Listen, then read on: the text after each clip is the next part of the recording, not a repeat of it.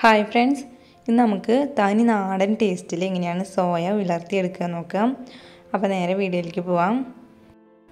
അപ്പോൾ ഞാനിവിടെ 100 ഗ്രാം സോയയാണ് എടുത്തേക്കുന്നത്. അപ്പോൾ സോയ 15 മിനിറ്റ് നല്ല തിളച്ച വെള്ളത്തിൽ ഒന്ന് ഇട്ട് വയ്ക്കുക. അതിനുശേഷം തണുത്ത വെള്ളത്തിൽ നമുക്ക് 2-3 വട്ടം നന്നായി കഴുകിയെടുക്കണം.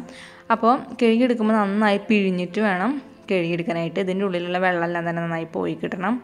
അപ്പോൾ ഞാനിവിടെ ചെറിയ സോയാണ് എടുത്തേക്കുന്നത്. ചെറിയ സോയ ആയതുകൊണ്ട് തന്നെ ഇത് കട്ട് ചെയ്തെടുക്കേണ്ട ആവശ്യമില്ല. വലിയ സോയ ആണെങ്കിൽ 2 പീസായിട്ട് കട്ട് ചെയ്തെടുക്കേണ്ടി വരും. അപ്പോൾ നന്നായി കഴുകി പിഴിഞ്ഞെടുത്തിട്ടുള്ള സോയ നമുക്കൊരു കുക്കറിലേക്ക് ഇട്ട് കൊടുക്കാം.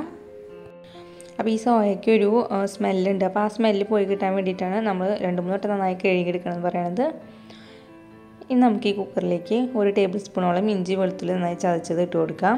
ഇനി ഇതിലേക്ക് 1/4 ടീസ്പൂൺ മഞ്ഞൾപ്പൊടി, 1/2 ടേബിൾ സ്പൂൺ സാധാരണ മുളക് പൊടി, കുറച്ച് വെള്ളം കൂടി ഒഴിച്ചിട്ട് നന്നായി ഒന്ന് മിക്സ് ചെയ്ത് കൊടുക്കാം. അതിനുശേഷം ഒരു വിസിലടിച്ചാൽ മതിയാവും. ഒരു വിസിലടിച്ച് കഴിഞ്ഞ് ഫ്ലെയിം ഓഫ് ചെയ്ത് കൊടുക്കാം. അതിനുശേഷം എയറെല്ലാം പോയി വരുമ്പോൾ സോയ വെന്ത് വന്നിട്ടുണ്ടാവും. അപ്പോൾ സോയ വെന്ത് വരുന്ന നേരം കൊണ്ട് നമുക്ക് മസാല ഒന്ന് ഉണ്ടാക്കിയെടുക്കാം. അപ്പോൾ അതിന് വേണ്ടി ഒരു പാനിലേക്ക് നമുക്ക് കുറച്ച് ഓയിൽ ഒഴിച്ച് കൊടുക്കാം. ഓയിലൊന്ന് ചൂടായി വന്നു കഴിഞ്ഞതിലേക്ക് 1 ടേബിൾ സ്പൂൺ ഇഞ്ചി വെളുത്തുള്ളി നന്നായി ചതച്ചത് ഇട്ട് കൊടുത്തിട്ട് ഇതൊന്ന് മൂപ്പിച്ചെടുക്കാം. ഇതൊന്ന് മൂത്ത് വന്നു കഴിഞ്ഞതിലേക്ക് 2 മീഡിയം സൈസുള്ള സവാള നീളനെ അരിഞ്ഞത് ഇട്ട് കൊടുത്തിട്ട് സവാള ഒന്ന് നന്നായി വഴറ്റിയെടുക്കാം. അപ്പോൾ സവാള ഇതുപോലെ നല്ല സോഫ്റ്റായി വഴണ്ടി വന്നു കഴിഞ്ഞാൽ ഇതിലേക്ക് 1/2 ടീസ്പൂൺ മഞ്ഞൾപ്പൊടി, 1/2 ടീസ്പൂൺ ഗരം മസാല പൊടി, 1 ടീസ്പൂൺ കുരുമുളക് പൊടി, 2 ടീസ്പൂൺ മല്ലിപ്പൊടി, 3 ടീസ്പൂൺ കാശ്മീരി ചില്ലി പൗഡർ ഇട്ട് കൊടുത്തിട്ട് ഇതെല്ലാം നന്നായി മൂപ്പിച്ചെടുക്കാം. അപ്പോൾ ഈ മുളകും മല്ലിയെല്ലാം തന്നെ നന്നായി ഒന്ന് മൂത്ത് വരണം.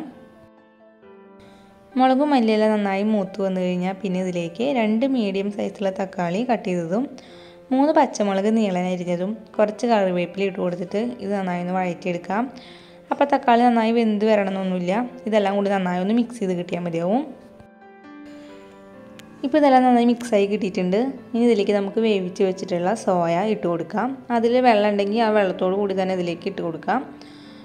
പിന്നെ ഇതിലേക്ക് നമുക്ക് ആവശ്യത്തിന് ഉപ്പിട്ട് കൊടുക്കാം. അപ്പോൾ നമുക്ക് സോയ വേവിക്കാൻ നേരത്ത് വേണമെങ്കിൽ ഉപ്പിട്ട് കൊടുക്കാം, അല്ലാന്നുണ്ടെങ്കിൽ ഇപ്പോൾ ഉപ്പിട്ടാലും മതി.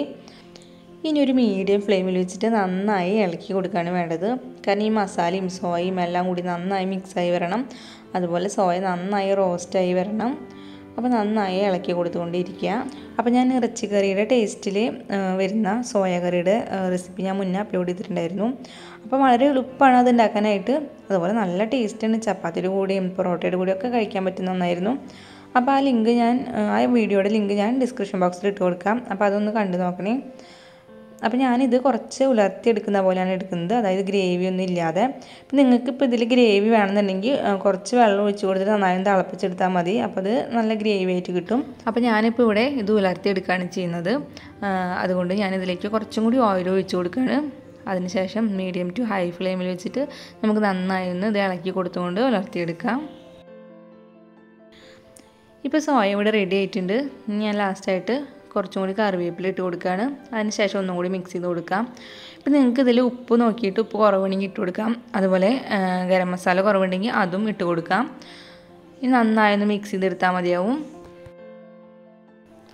ഇപ്പോൾ ഇത് അടിപൊളി ടേസ്റ്റിൽ സോയ ഉലർത്തിയെടുത്തത് ഇവിടെ റെഡി ആയിട്ടുണ്ട്.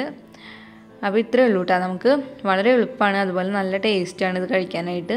അപ്പോൾ ഈ വീഡിയോ ഇഷ്ടപ്പെട്ടാൽ നിങ്ങളിതുപോലെ ഒന്ന് ട്രൈ ചെയ്ത് നോക്കിയിട്ട് നിങ്ങളുടെ അഭിപ്രായങ്ങൾ എന്നെ കമൻസ് ആയിട്ട് അറിയിക്കാം. പിന്നെ ഈ വീഡിയോ ഇഷ്ടപ്പെട്ടാൽ ലൈക്ക് ചെയ്യാനും ഷെയർ ചെയ്യാനും മറക്കരുത്. പിന്നെ എൻ്റെ ചാനൽ ഒന്ന് സബ്സ്ക്രൈബ് ചെയ്യണേ. അപ്പോൾ ഇനി വേറൊരു വീഡിയോ ആയിട്ട് കാണാം. അതുവരേക്കും എല്ലാവർക്കും ബൈ.